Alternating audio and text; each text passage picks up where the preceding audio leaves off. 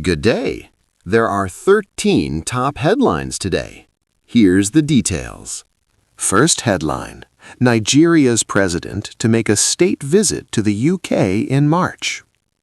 Nigeria's president, Bola Ahmed Tinubu, has accepted an invitation from King Charles III to undertake a 2-day state visit to the United Kingdom from March 18 to 19, 2026, the first such visit by a Nigerian leader in 37 years.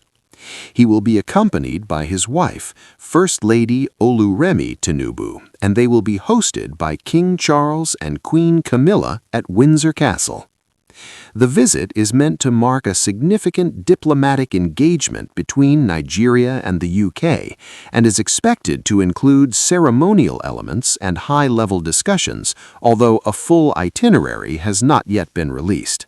Second headline: U.S. lawmaker Moore warns against Nigeria's breakup. United States Congressman Riley M. Moore has publicly rejected claims that the United States supports plans to divide Nigeria, saying discussions about splitting the country never came up in his talks with Nigerian officials, church leaders, aid groups, and internally displaced people during a fact-finding visit. He warned that efforts to encourage separatist movements could worsen insecurity and make vulnerable communities, especially Christians in the North and Middle Belt, even less safe. Moore stressed that a fragmented or destabilized Nigeria would create more space for terrorists to operate, harming security across the region. He also highlighted a new U.S.-Nigeria Security Cooperation Agreement as a key step in addressing violence and strengthening bilateral ties, while pledging ongoing support for Nigerians affected by terrorism and instability. Third headline: CBN raises alarm over Nigeria Fintech's foreign reliance. The Central Bank of Nigeria, CBN, says Nigeria's fast-growing fintech industry still depends heavily on foreign investment, making it vulnerable to global market swings and currency risks, according to its 2025 Fintech Policy Insight Report. While startups raised significant equity funding in 2024, that total was lower than in 2019, reflecting a broader slowdown in global venture capital flows. The CBN governor, Oleyemi Cardoso, highlighted the need to develop domestic funding sources, such as local capital markets, to help sustain long-term growth and reduce exposure to external shocks. The report also noted Nigeria's leadership in digital payments, but stressed that strengthening system integrity, compliance, and consumer protection is key to maintaining investor confidence and driving sustainable innovation. Fourth headline: Refineries. Nigeria was just wasting money, says NNPCCL boss Ojulari. Nigeria's state-owned refineries, 4 facilities in Port Harcourt, Warri, and Kaduna, have been halted because they were operating at huge losses and draining public resources with little output, according to NNPCC Limited CEO, Bayo Ojulari. After decades of expensive rehabilitation and maintenance that failed to make the plants profitable, an internal commercial review showed that continuing to run them was destroying value and contributing to foreign exchange stress by forcing continued fuel imports despite high spending. Ojulari said the decision to stop operations was a pragmatic business choice to stop wasting money and reassess how to restructure these assets, including possibly bringing in experienced global partners with equity stakes to make them viable in the long term, rather than keeping loss-making state control.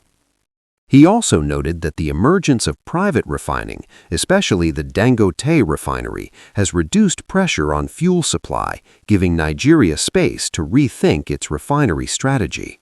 Fifth headline: Kano Assembly rules out Deputy Governor's impeachment. The Kano State House of Assembly has officially denied circulating reports that it is moving to impeach Deputy Governor Aminu Abdul Salam Gwarzo, calling those claims false and misleading.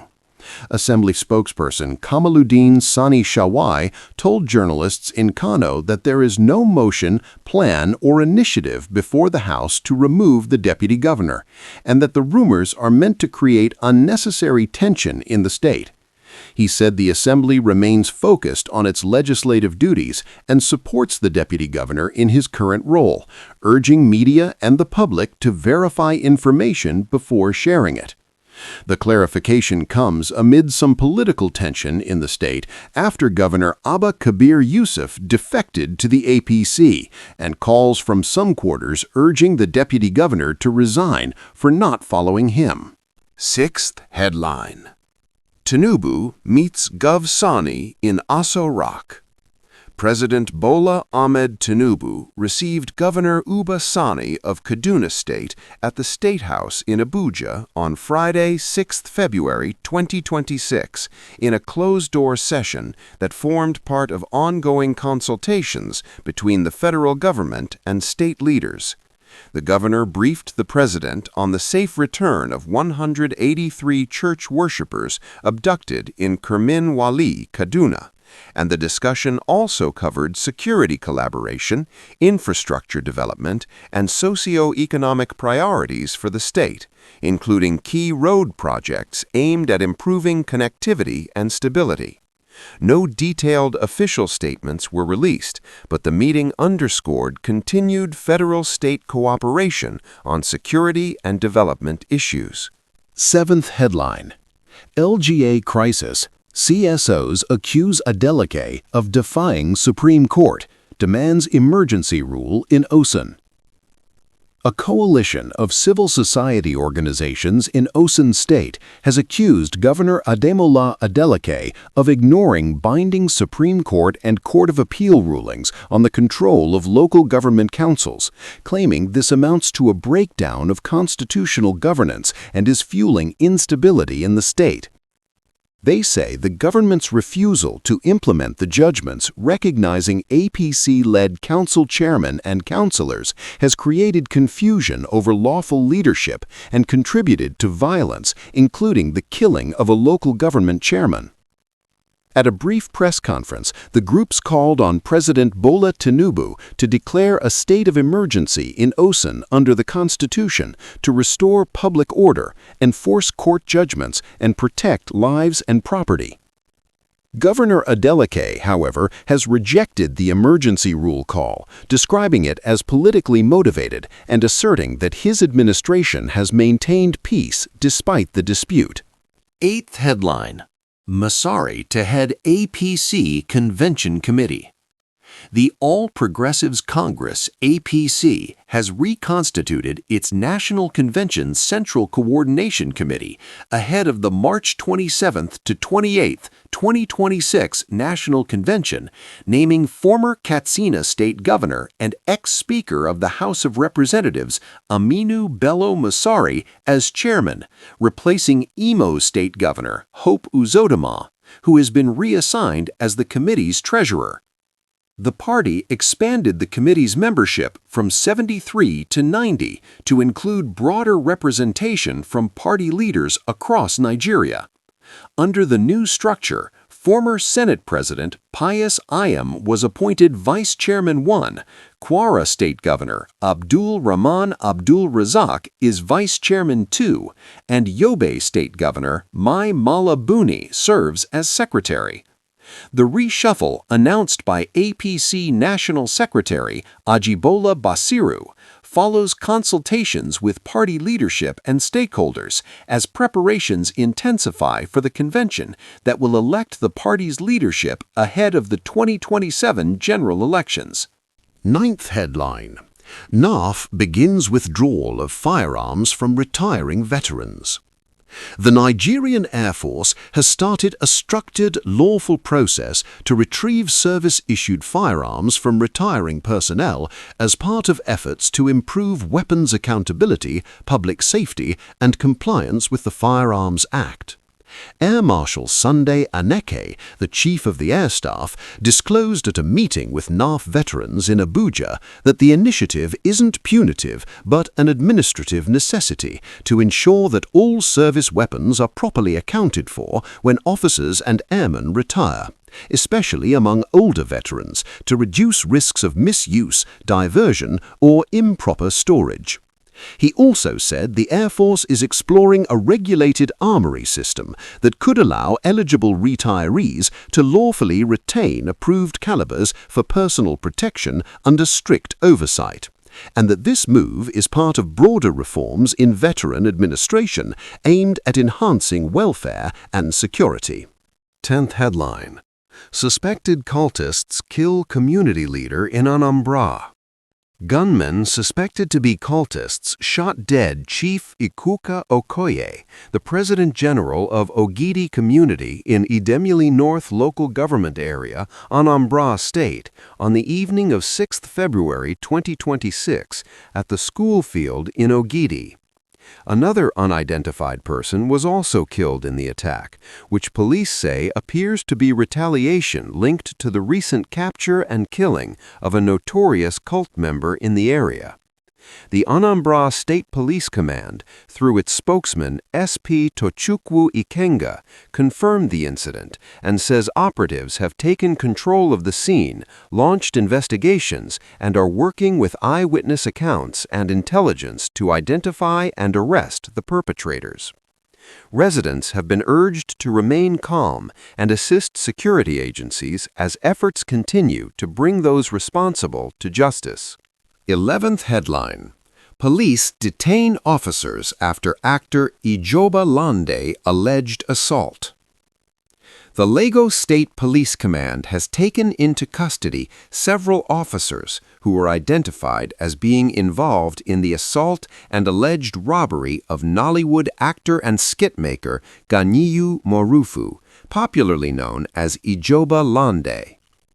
The incident reportedly happened shortly after the actor returned to Nigeria from the UK, and videos circulating on social media showed him with visible injuries and claiming he was beaten by officers from the Area J Division. He also alleged that his iPhone 16 Pro Max and $1,200 belonging to his brother were seized during the encounter.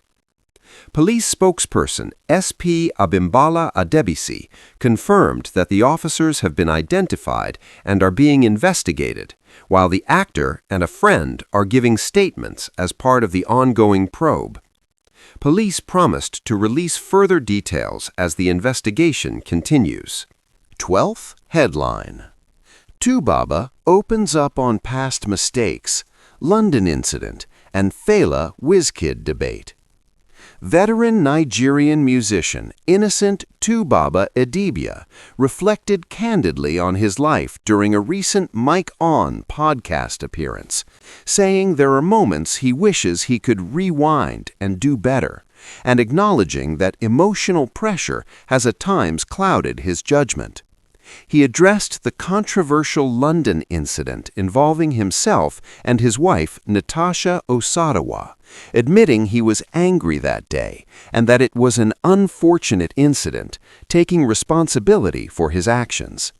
On the ongoing music debate comparing Fela Anikulapo Kuti to contemporary star Wizkid, Tubaba called such comparisons ridiculous and disrespectful, saying it ignores the very different eras, styles, and impacts of the two artists and is unfair to both. 13th headline: Falconets take first leg advantage versus Senegal in W Cup qualifiers. Nigeria's U20 women's national team, the Falconets, secured a narrow 1-0 win over Senegal in the first leg of their third-round tie in the FIFA U20 Women's World Cup 2026 qualifiers at the MKO Abiola Sports Complex in Abiokut.